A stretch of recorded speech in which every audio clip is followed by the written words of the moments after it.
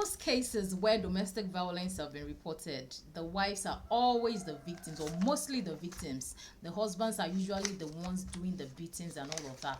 So then again, we begin to ask ourselves, these men did not drop from heaven. They were raised by parents too.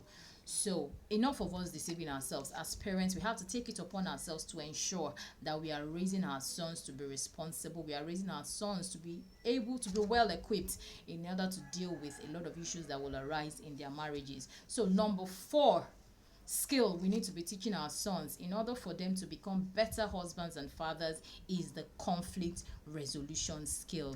And if you are going to effectively teach your sons how to resolve conflict, here are a few things that they need to know.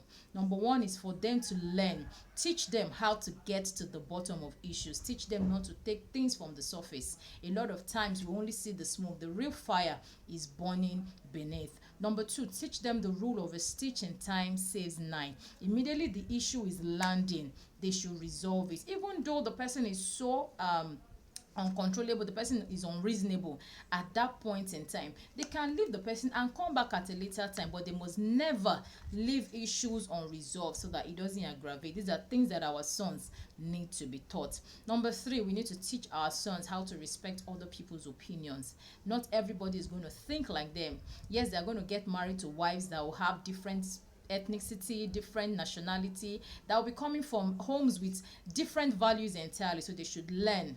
They need to learn how to respect other people's values. Number 4, our sons need to learn how to disagree respectfully and peacefully. You really don't have to begin to throw punches and slaps and all of that because somebody is not willing, is not ready to do things your way. There are other ways. You should learn how to convince people. You should learn how to bring people into your camp peacefully and all of that. Number 5 is for us as parents to model good behaviors.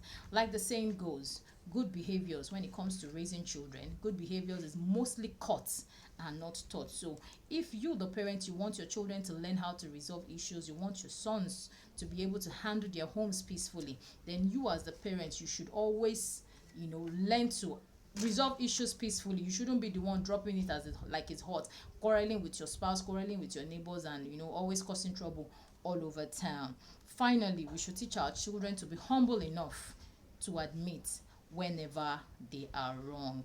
This issue of pride, yes, we know men have egos and all of that, but then again, they should be able to direct their egos in the right channel and all of that. You don't try to lord it over your wife. You don't try to, of course, you are way powerful than her and all of that. You are the head of the family and all of that. But then again, we should teach our sons, that when they get married, they are not always going to be right, especially if you know that you are not marrying an empty brain. So we should teach them to be humble enough to accept whenever they are wrong and to resolve issues peacefully.